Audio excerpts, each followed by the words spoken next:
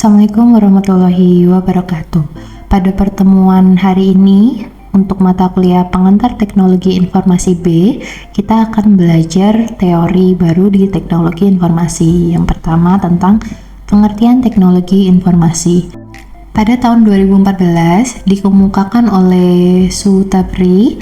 Beliau berpendapat bahwa teknologi informasi adalah sebuah teknologi yang memiliki kegunaan dalam mengolah data, baik berupa kita memanipulasi, menyimpan, menyusun, mendapatkan, maupun memproses data dengan berbagai metode yang ada. Nah, tujuan dari proses tersebut itu untuk menghasilkan suatu informasi yang berkualitas, yang dimana informasi tersebut tuh akurat, relevan, dan tepat waktu saat digunakan gitu. Nah, informasi tersebut dapat digunakan dalam proses bisnis ataupun pribadi atau pendidikan dan pemerintahan.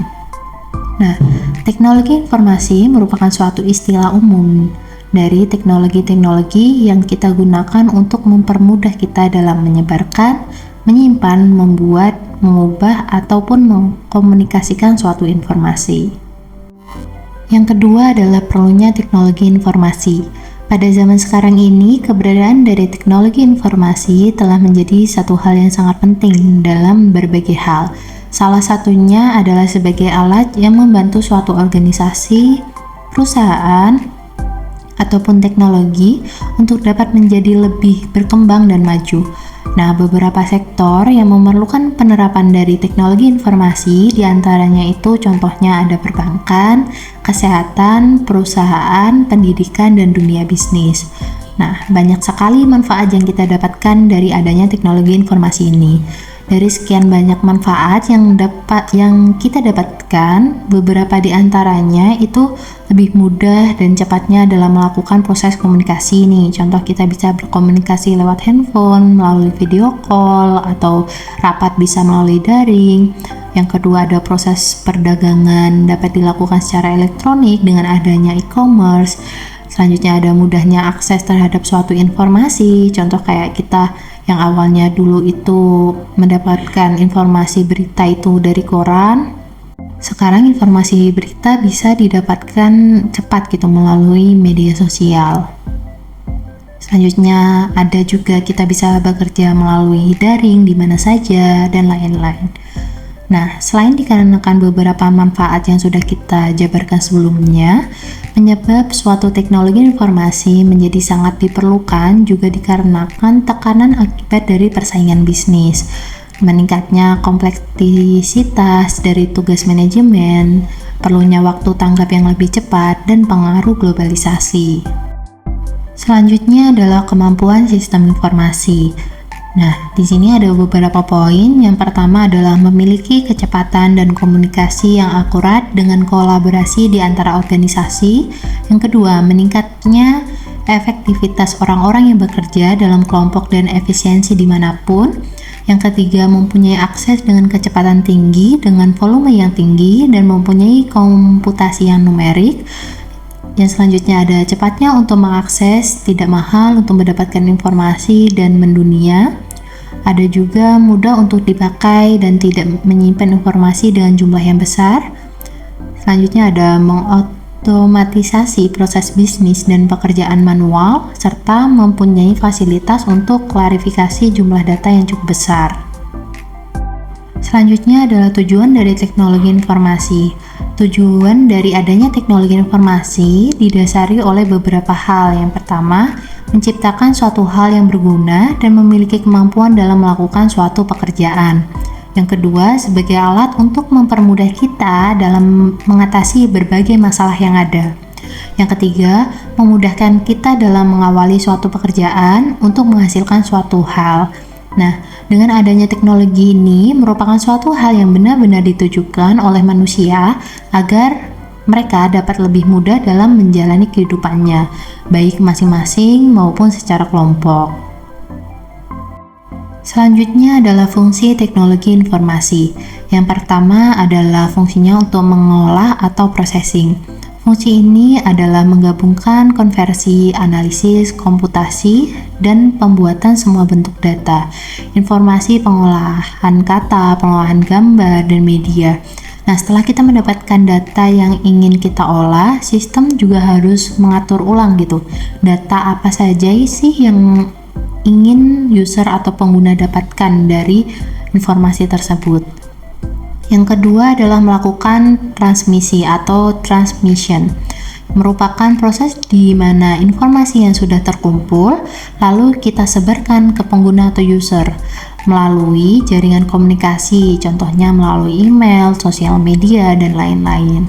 Yang ketiga adalah penangkapan atau capture, merupakan proses pengumpulan data. Untuk apa datanya dikumpulkan? Contohnya nih, kita punya google.com gitu, yaitu Google ini fungsinya untuk menyimpan data semua website yang didaftarkan di dalam mesin pencariannya gitu, agar dengan tujuan pengguna mudah untuk mendapatkan informasinya gitu dari pencarian yang dilakukan di google.com. Yang keempat adalah mencari kembali dan menyimpan.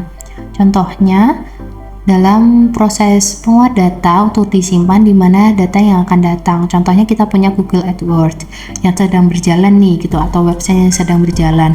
Nah, dengan website yang kita punya itu dalam penyebaran informasi kita bisa menggunakan Google AdSense gitu dalam menyebarkan iklan.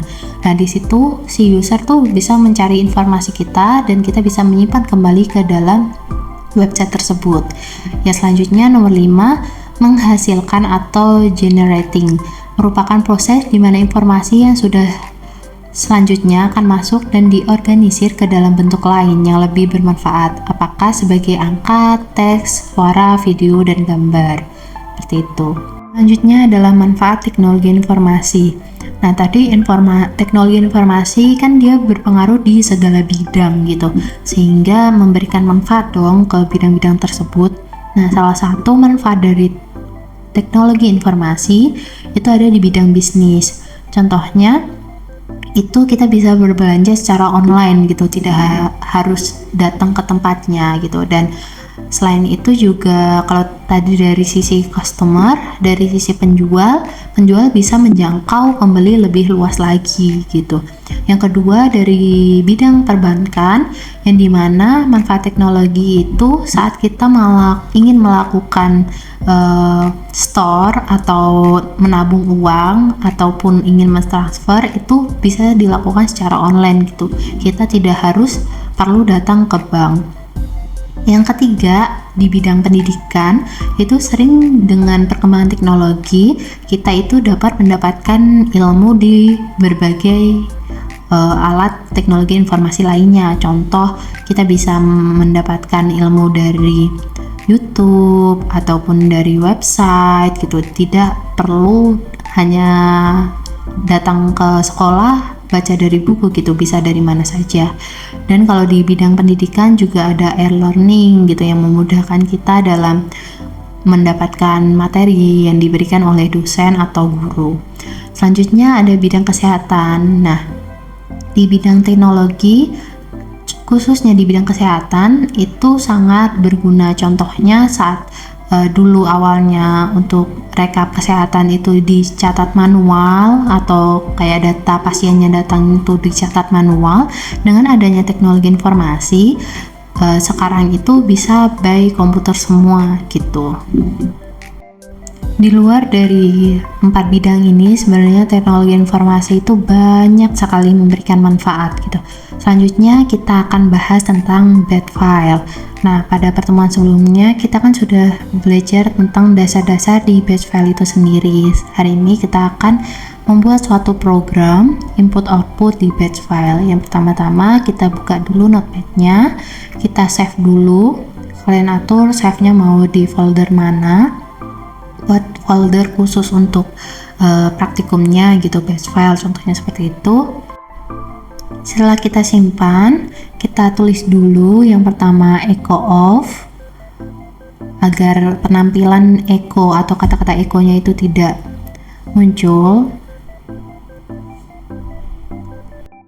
Nah, di sini saya mau buat suatu program, yaitu pembuatan surat, entah surat izin atau surat lainnya, Tapi datanya di dalam surat tersebut saya ingin ada proses penginputan data gitu.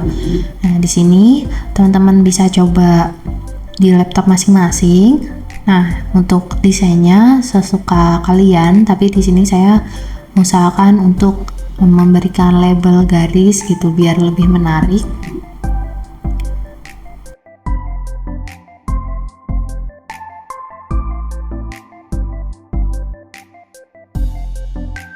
Nah, perintah untuk melakukan penginputan itu kita bisa tulis set /p, nama variabelnya apa. Contoh di sini saya variabel untuk menampung nama itu saya pakai variabel nama. Lalu kata-katanya seperti apa? Contoh masukkan nama. Ada variabel npm, ada juga variabel kelas dan beberapa variabel lainnya.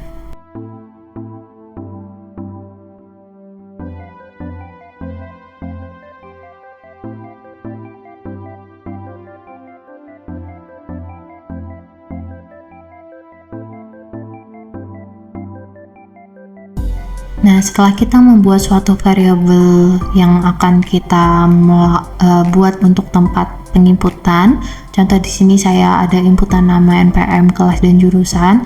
Kita lanjut ke dalam pembuatan suratnya itu sendiri gitu.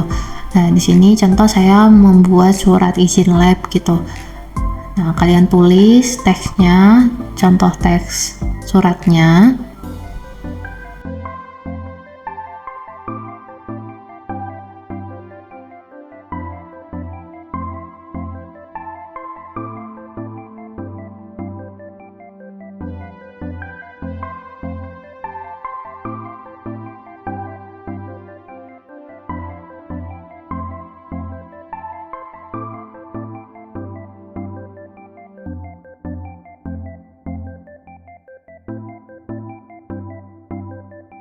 Nah, untuk teks suratnya itu bebas kata-katanya.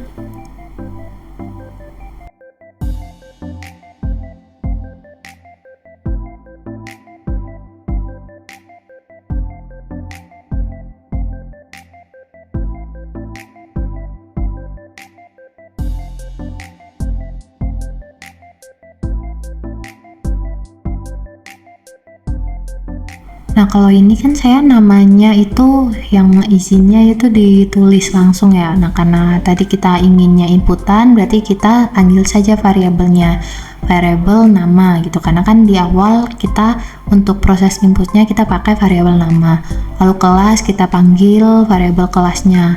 Nah, perlu diperhatikan untuk besar kecilnya nama variabel itu harus disamakan gitu. Takutnya kalau seumpama tidak kita samakan nanti akan tidak muncul gitu data yang kita input.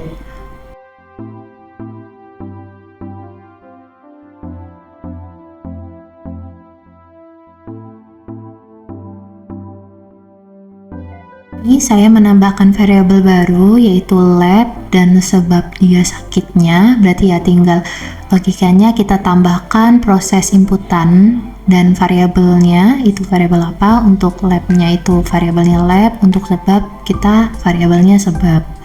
Lalu kita panggil dengan cara persen nama variabel persen.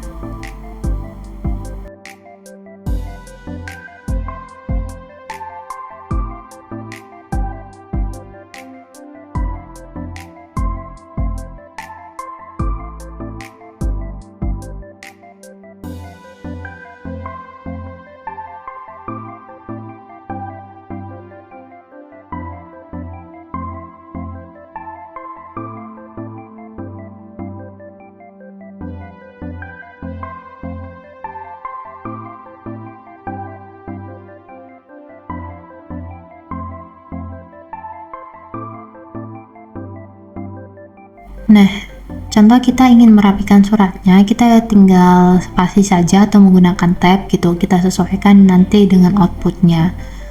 Lalu jangan lupa kita tuliskan perintah pause null agar nanti pas kita running itu tidak ngedip aja gitu, bisa ditahan layarnya. Nah, di sini saya salah nge-save-nya. Kalau kita itu seharusnya nge-save-nya pakai .bat karena batch file. Nah, kita running, contoh di sini Saya isi namanya Lubna Azahra, NPM 304171187, kelas 105, jurusannya Manajemen Informatika, untuk labnya PTI dan sakit. Nah, di sini kita bisa lihat inputan yang kita input itu sesuai semua ya, gitu. Manajemen Informatika, namanya Lubna Azahra, alasannya sakit. Nah, untuk merapikannya itu kita tinggal rapikan saja di bagian codingannya. Contoh, di sini saya ngubah variabel nama menjadi variabel nm. Nah, apa sih yang akan terjadi gitu kalau seumpama beda gitu variabelnya? Coba kita input ulang.